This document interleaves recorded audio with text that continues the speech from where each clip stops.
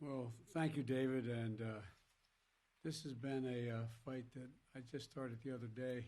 For too long, Americans have paid more for prescription drugs than any advanced nation on earth. You can have the exact same drug made by the exact same company in the United States, and you buy it in America for one price. You go to Toronto, Paris, Berlin, or any other major capital in the world. In fact, you'll find they're paying 2 to 3 times less than the American is paying at an American drugstore. Folks, it's wrong. The results, seniors are skipping doses, cutting pills in half, foregoing prescriptions entirely because they simply can't afford the prescription drugs. But not anymore. We finally, after all these years, beat Big Pharma when I signed the Inflation Reduction Act.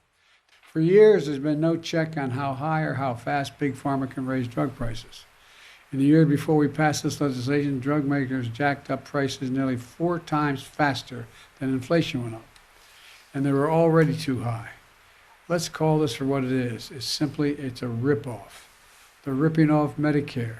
They're ripping off the American people. And but we're now fighting back. They're going to save taxpayers money and discourage companies from raising prices in the first place. It's a real game changer. This law is going to lower costs. It'll save lives for people who forego drugs because they can't afford them. And I'll give folks a little more, just my dad just says, a little more breathing room. Just a little more breathing room. That's what Bidenomics is all about. Folks, negotiation and competition are the engines of a market economy. In every other industry, people negotiate prices every time. But with Big Pharma, it's been using to get its own way, no negotiation. Suppressing competition instead of innovation.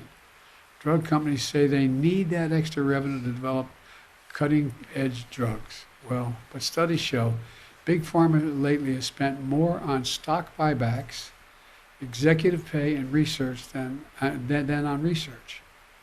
Meanwhile, American taxpayers are footing the bill, more of the bill. We're taking steps to ban the use of medical debt in credit reporting.